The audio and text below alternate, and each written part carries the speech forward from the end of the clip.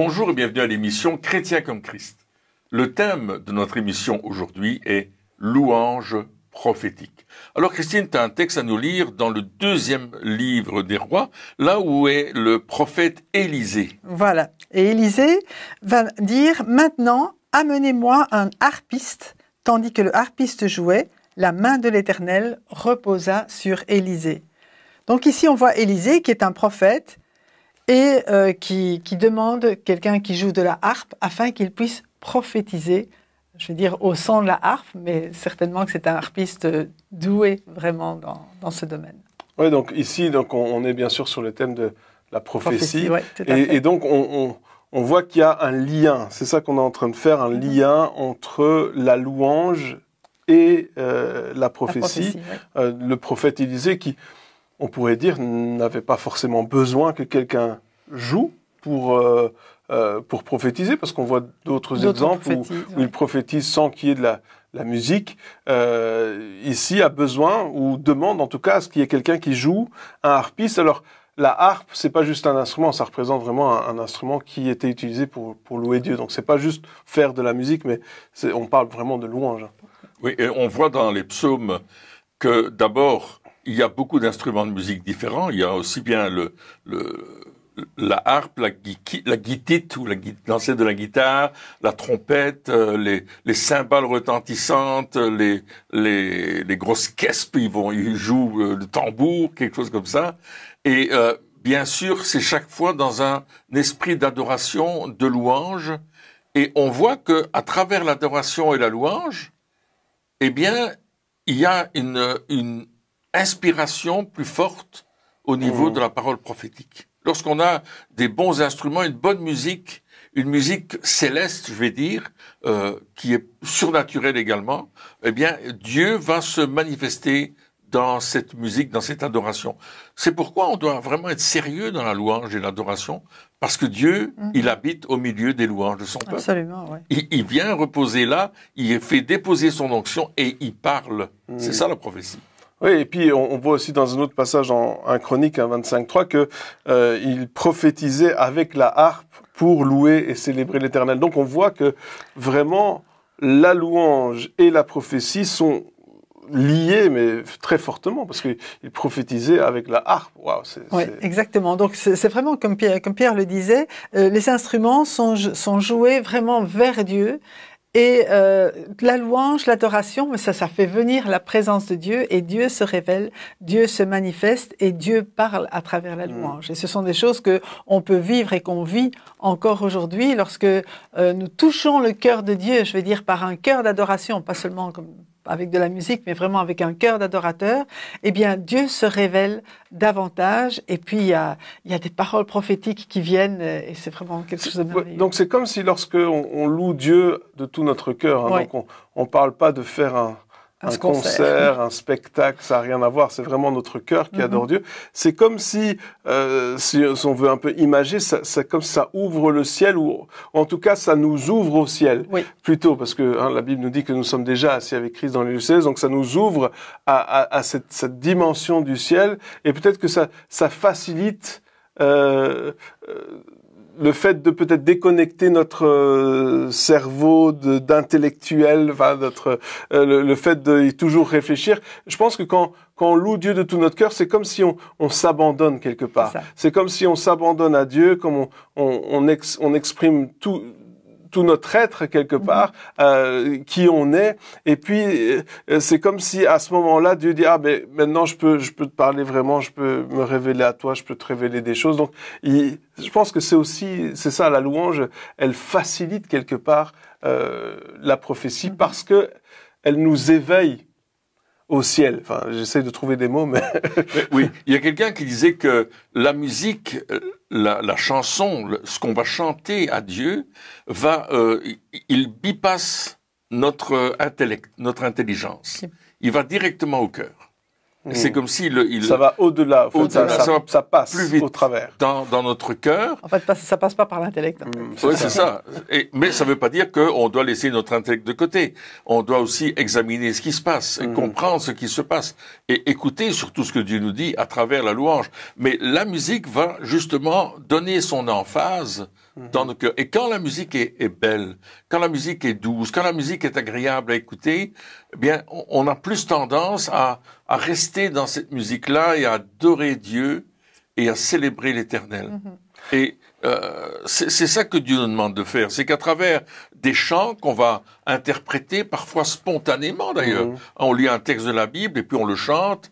Et en le chantant, tout d'un coup, il y a une révélation qui vient. Je me souviens qu'on avait fait ça, toi et moi, un jour à la maison. Ouais. On avait loué le Seigneur et puis on avait fait plus que ça parce que on avait tourné aussi, autour de la table dans le living et on louait Dieu et on adorait le Seigneur et on chantait. On était parti sur un chant qu'on connaissait et puis on est parti dans un chant improvisé. Et puis là, la présence de Dieu est descendue au milieu de la pièce. On n'était que nous deux, mais la présence de Dieu était tangible et il y avait la joie et il y avait des pleurs en même temps. On riait et on pleurait. La présence de Dieu était tellement forte là, mais c'était de la louange à travers le chant, l'adoration. Et puis, on ne cherchait pas ça. On voulait juste faire une marche de louange dans la maison et on louait le Seigneur. Alors, si on nous avait vu de l'extérieur, on aurait dit, ben, qu'est-ce qu'ils sont en train de faire? Ils sont ridicules. Ça aussi, c'est la chose avec la louange, c'est que la louange, ça se vit, ça ne se regarde pas. Absolument. Lorsque on regarde quelqu'un d'autre qui loue Dieu, si la personne est assez expressive, ça va nous faire...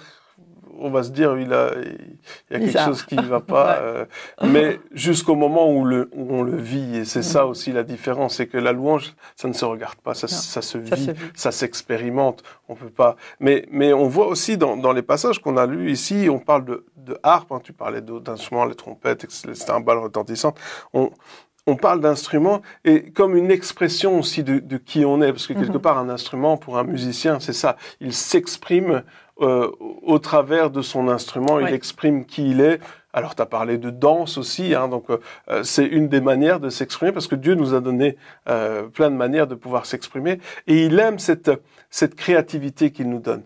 Et c'est comme si, alors quand, c'est une image, mais quand on loue Dieu avec un instrument ou avec un chant nouveau ou avec une danse nouvelle ou quelque chose comme ça, on fait aller la créativité. C'est-à-dire qu'il y a quelque chose qui est créé, quelque chose qui est nouveau, qu'on n'avait pas fait avant, et il y a la créativité. Et le prophétique, c'est de la créativité, mais qui vient du ciel.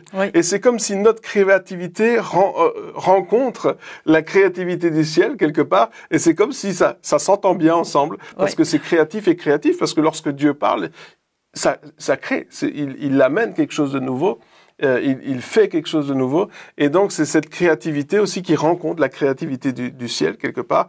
Et des fois, ça peut être bien sûr de manière, c'est-à-dire qu'on donne une prophétie en tant que telle, mais des fois la prophétie ou le prophétique, c'est ce qu'on joue ou ce qu'on exprime.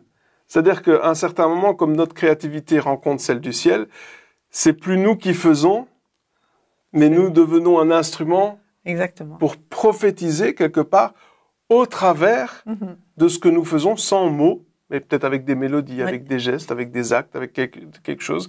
Et ça aussi, c'est prophétique. Oui, absolument. Et je crois que le Saint-Esprit se sert aussi, je vais dire, de cette musique prophétique, du Saint-Esprit qui s'empare de nous finalement pour jouer. Tu parlais d'improvisation, mais c'est vrai qu'il y a notre créativité, mais je crois vraiment que le Saint-Esprit s'en empare pour apporter quelque chose, et même, il peut y avoir même des guérisons. Hein, au travers simplement de la musique, au travers de sons comme cela, aussi, des délivrances. Moi, je me souviens d'un jour où tu avais joué de la batterie, mais c'était vraiment un combat, et on sentait le combat spirituel. C'était extraordinaire, quoi. Oui, on m'avait raconté qu'il y avait des personnes qui, alors que je jouais, j'étais pas au courant, mais qui étaient tombées dans l'esprit ou qui étaient remplies d'esprit, et même, je pense que ça passait à la télévision, donc qui étaient touchés de l'autre côté, à des centaines de kilomètres de là. Mais c'est ça, c'est Dieu qui fait son œuvre. On ne sait pas toujours ce qui se passe, mais la réalité des faits, c'est que la musique, quelle qu'elle soit de Dieu ou du monde, elle a un impact sur notre vie, elle a un impact sur l'histoire, elle a un impact, on voit aujourd'hui, on voit dans le monde de la musique que les chants qui sont faits aujourd'hui, les paroles, les thèmes qui sont véhiculés ont un impact profond dans la suite des événements, dans l'histoire d'un pays, dans l'histoire d'une nation, parce que il y a une influence qui est forte, et évidemment la plupart du temps c'est une influence négative parce que il y a beaucoup, on est entouré de personnes qui sont pas forcément bien inspirées, et donc on voit que il y a vraiment un fruit à ça. Et il faut pas se dire ah mais non, finalement c'est rien, c'est pas si important que ça, les choses que je vais faire, ou que je vais chanter, ou que je vais danser, ou que je vais proclamer ou jouer si je suis un musicien, n'ont pas tant d'influence que ça. Au fait, elles en ont. Elles en ont beaucoup. Et il y a quelque chose qui se passe. Et Dieu utilise la musique aussi pour guérir les cœurs. Hein, aujourd'hui, c'est pas pour rien que dans le monde, on voit qu'il y a des musiques qui sont là pour apaiser. Des thérapies musicales. Des thérapies musicales. Il y a tellement de théories qui sont là, et qui sont... ça vvient de quelque part quand même. Ça vient de quelque part. On dit que le diable, il copie Dieu. Il copie ce que Dieu fait. C'est-à-dire que des fois, lorsque on met certaines musiques qui sont inspirées par l'Esprit de Dieu, elles peuvent apporter la guérison. Elles peuvent apporter les choses que Dieu veut, et même des révélations. Ça peut ouvrir les choses en se disant « Ah, j'écoute ça, puis tout d'un coup, je sais pas ce qui se passe. » Mais là, c'est comme si Dieu est en train de me parler au travers de cette musique. Il y a quelque chose qui se passe parce que la personne qui l'a fait s'est laissée inspirer par l'Esprit de Dieu pour relâcher quelque chose. Et toutes ces choses-là, c'est important, et ça fait partie du prophétique. Ça fait partie de ce que Dieu veut exprimer. Le prophétique, c'est pas forcément juste du parler, mais des fois une expression musicale, une expression dans les gestes, une expression dans les actes. C'est toujours important. Et là, on voit que le prophète, il va écouter le harpiste qui joue. On ne dit pas qu'il chante. Mais dans d'autres passages, notamment dans le psaume 150, il nous dit de chanter, de louer avec les instruments. Donc, il y a les deux. Il y a la musique qu'on va jouer, puis il y a les paroles qu'on va chanter. Et on peut avoir aussi des paroles de proclamation dans la louange et l'adoration. Par exemple, au sujet du sang de Jésus, qui purifie, on peut proclamer des choses au niveau de Dieu. On va proclamer ces choses. Et lorsqu'on les proclame, moi je dis Dieu est content parce que il siège au milieu des louanges. Et les louanges, elles s'adressent à Dieu. On loue Dieu.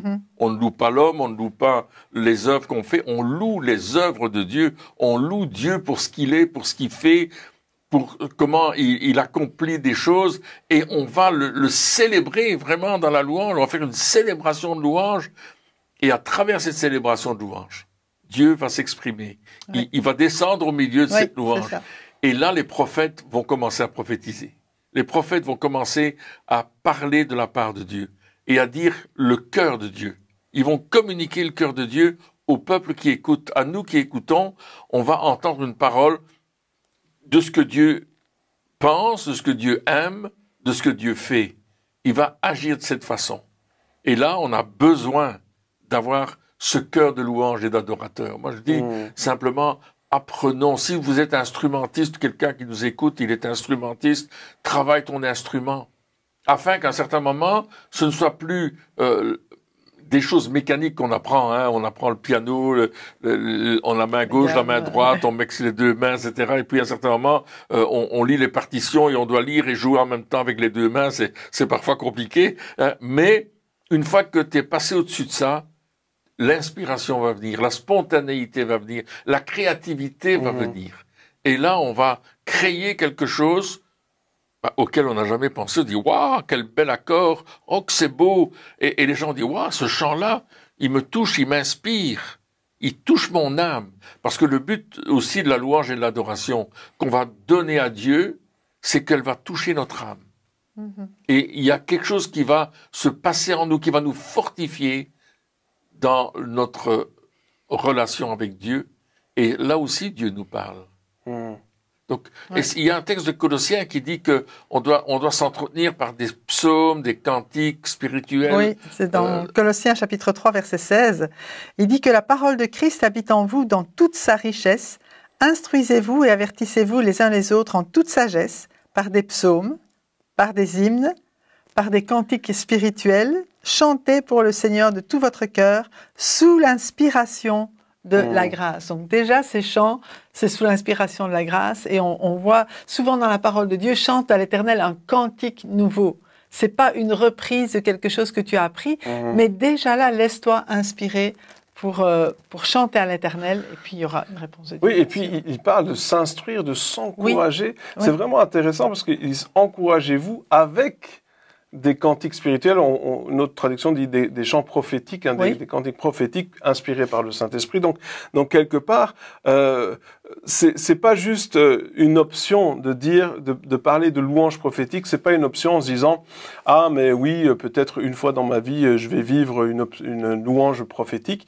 Non, ici on voit que ça fait partie du besoin quelque part d'encouragement des uns des autres. C'est-à-dire que, comme on l'a dit, la louange, elle est tournée vers Dieu. Bien sûr, à la base, notre cœur, il doit pas être pour se dire « Ah, je vais me faire du bien à moi-même ». Le cœur doit être « Seigneur, je veux te louer, te donner tout ce que j'ai ». Mais le résultat, le fruit de cela, va être que ça va nous faire du bien. Qu'on le veuille ou pas, c'est ça qui va se passer. En fait, quand on réjouit le cœur de Dieu, notre cœur est réjoui aussi. C'est vraiment un partage. C'est sa joie qui vient en nous et on dit waouh, on est trop content que Dieu est là, quoi, et que il se manifeste, qu'il se révèle par l'un, par l'autre, par une vision. C'est arrivé souvent hein, dans un temps de louange où on adore Dieu, mais quelqu'un reçoit une vision du trône de Dieu, une vision de vraiment de ce que Dieu est en train de faire, et c'est merveilleux, quoi. Oui, et puis on parle de cantiques spirituels inspirés par l'Esprit. En fait, nous on pense aux dons spirituels, aux fruits de l'Esprit, au parler en langue, etc. Mais là, il nous dit non, là c'est un chant spirituel. Alors ça peut être un chant en langue, mais ça peut être un chant aussi avec notre langue natale, où on va commencer à louer Dieu avec des mots nouveaux qui nous viennent, et on se dit waouh, c'était beau, c'était beau. Et moi, je dois dire que j'ai écrit plusieurs de mes chants à travers une louange spontanée, inspirée par le Saint-Esprit. Et je les ai écrits parce que j'ai reçu des paroles, et puis on enregistrait des réunions, et puis après je réécoutais mon chant, je disais waouh, c'était quand même beau, et puis on retravaille, on en fait un autre chant, mais c'était un chant inspiré. Et on doit travailler avec des chants inspirés, se laisser inspirer, les chanter, peut-être après les rechanter plus tard en disant c'était tellement beau, je vais le rechanter. Oui, et puis on voit que ça n'a pas le même impact qu'un chant standard, si on peut appeler ça comme ça, qu'un chant travaillé, on a cherché les paroles, etc. Ça n'a pas le même impact parce que c'est vraiment un chant qui est là pour encourager le peuple de Dieu et qui est inspiré par l'Esprit. Et c'est ça que, alors on comprend pas toujours tout. On comprend pas tout du mécanisme, comment ça fonctionne. On sait pas. Alors on n'est pas des experts là-dedans et on veut pas devenir des experts là-dedans. Mais la vérité, c'est que lorsque on accepte le fait que la louange et le prophétique travaillent ensemble et que on accepte d'être des instruments pour que ça travaille ensemble, pour que Dieu puisse parler au travers de nous et s'exprimer, parce que juste parler c'est tellement limité, mais s'exprimer au travers de nous, eh bien on commence à vivre des choses qu'on n'a jamais vécu auparavant, on commence à faire des choses, des actes, des choses comme ça. C'est pour ça aussi que des fois, pendant les temps de louange, il y a des actes. Alors on dit, ouais, mais un acte, c'est n'importe quoi, un acte prophétique. Mais dites ça à ceux qui ont tourné autour de Jéricho, hein, c'est vrai, un acte, c'est n'importe quoi. Mais non, c'est dans la Bible. C'est inspiré aussi. Et c'est inspiré aussi, c'est des choses qui ont eu des fruits profond quand même.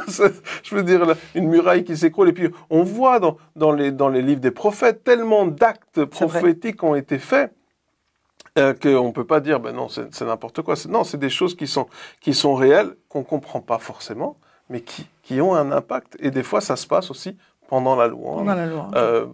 On a des déclarations qui sont faites. Je me souviens une fois que j'étais en train de diriger la louange, et puis j'ai à cœur tout d'un coup d'enlever mes chaussures. Et je me dis, mais enfin, ça va pas sentir très bon. Ce sera, mais c'est comme si Dieu disait, mais non, maintenant tu rentres dans un lieu saint, tu es dans le lieu très saint, il faut que tu enlèves tes chaussures.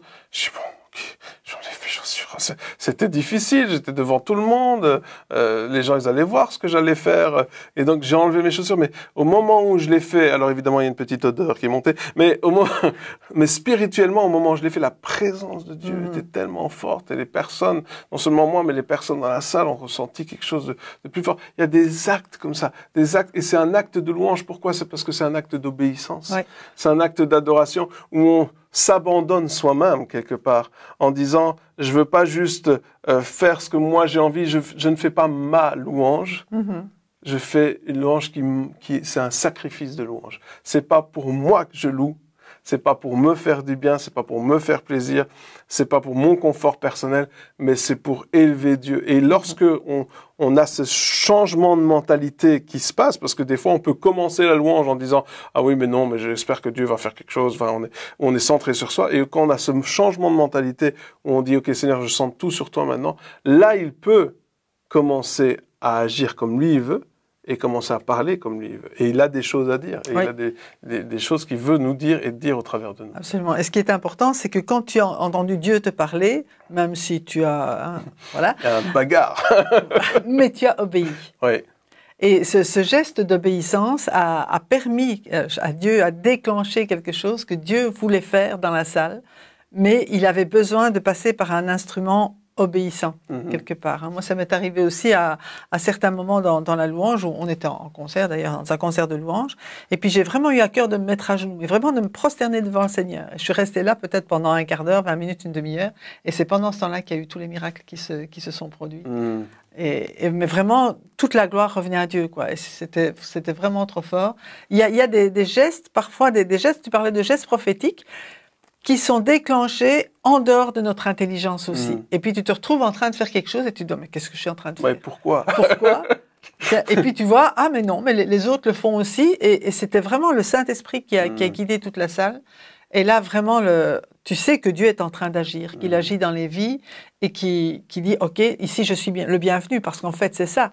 Quand tu loues le Seigneur, c'est sois le bienvenu au milieu de nous, Seigneur. C'est toi qui es le maître ici, puis on veut être à ton écoute, on veut vraiment se prosterner devant toi, on veut te louer, t'adorer, que ton cœur se réjouisse. Et comme on le disait tout à l'heure, quand le cœur de Dieu est dans la joie, ben, notre cœur est dans la joie aussi, et il peut vraiment manifester son cœur, en fait.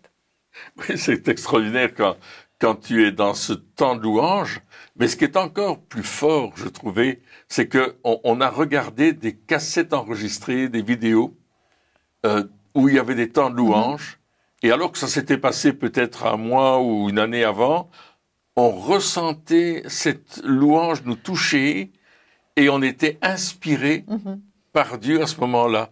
Parce qu'on entrait dans la louange et on commençait à adorer le Seigneur, tout en regardant cette vidéo où il y avait une présence de Dieu très forte, et cette présence de Dieu venait sur nous aussi, là où on était à la maison, peut-être bien après que ça se soit passé, nous on n'avait pas été dans ces réunions-là, et on recevait quelque chose, et là on se disait, waouh, Seigneur, t'es en train de nous parler, il y avait des révélations. Alors je vais même dire que la louange prophétique va révéler la parole de Dieu. Il y a des choses que on va découvrir, Dieu va parler à travers un prophète, et la parole qu'il donne, lorsqu'on lit la Bible plus tard, peut-être dans notre temps de méditation, on se dit, waouh, le prophète, il a parlé de ça. Et on va creuser là-dedans parce que Dieu nous a ouvert une porte, une piste de réflexion pour aller plus loin. Donc la louange, ça ne s'arrête pas seulement au temps où on loue le Seigneur ensemble, c'est pas seulement le moment où on va mettre une belle musique pour que les prophètes puissent s'exprimer, c'est aussi le moment où nous-mêmes nous allons recevoir quelque chose.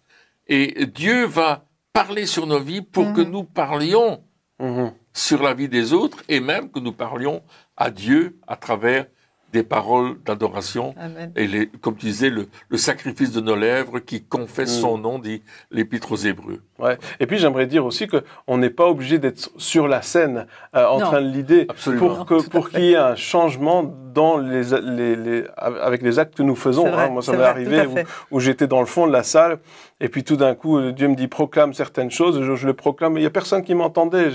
Je commence à proclamer des choses et de l'autre côté de la salle, il y avait des gens qui étaient en train de faire la louange, et puis il y avait personne entre eux. Et puis tout d'un coup, alors que je venais de proclamer ces choses-là, il y a des jeunes qui étaient là, ils commencent à recevoir des paroles prophétiques. Un, puis l'autre, puis 3, puis 4, puis 5. Et moi, j'étais là dans l'église, j'étais jamais allé, et je regarde, je dis, oh, waouh, c'est super, c'est une église prophétique ici, c'est extraordinaire. Et puis, à la fin, je vois le responsable, on discute ensemble, et je lui dis, en tout cas, c'est vraiment bien. Et il me regarde dans les yeux, il me dit, qu'est-ce que t'as fait? Comment ça, il dit, on n'a jamais vécu un truc comme ça avant. Les jeunes, ils n'ont pas prophétisé avant. On ne sait pas ce qui s'est passé. Il me dit, mais qu'est-ce que... Donc, on n'a pas besoin d'être forcément sur la scène. Notre attitude, c'est pour ça qu'il est dit que Dieu cherche des adorateurs en esprit et en vérité. C'est-à-dire que on est vrai devant Dieu, mais en même temps, il faut qu'on soit conscient qu'on n'est pas en train d'adorer seulement sur cette terre, dans ce monde naturel, mais qu'il y a quelque chose de spirituel qui est en train de se passer. Il faut qu'on soit conscient que on est, quand tu disais des personnes qui reçoivent des images devant la salle du trône de Dieu, etc., devant le trône de Dieu, on est là en même temps. En même temps, on est sur la terre, mais en même temps, on est assis avec Christ dans les lieux célestes, donc on doit être conscient que notre temps de louange, ça n'a rien à voir avec juste des super chants qu'on peut chanter avec des beaux arrangements. Non, c'est pas juste ça, on n'est pas juste sur la terre, on est dans le ciel. Et quand on réalise ça, il y a plein de choses qui s'ouvrent, et les paroles de Dieu, elles peuvent couler à ce moment-là. Il n'y a pas de limite, en fait. Il n'y a plus de limite. Et Christine me rappelait, là, on était au Cameroun, et on avait une réunion de jeunesse, avec tous les jeunes de la commune. Il y avait beaucoup de jeunes, et puis on a juste prié avec eux, etc. Et puis on parlait au niveau de la prophétie. Et tout d'un coup, tous les jeunes ont commencé à prophétiser. Ils ont tous prophétisé les uns après les autres. On était ensemble, tout ça.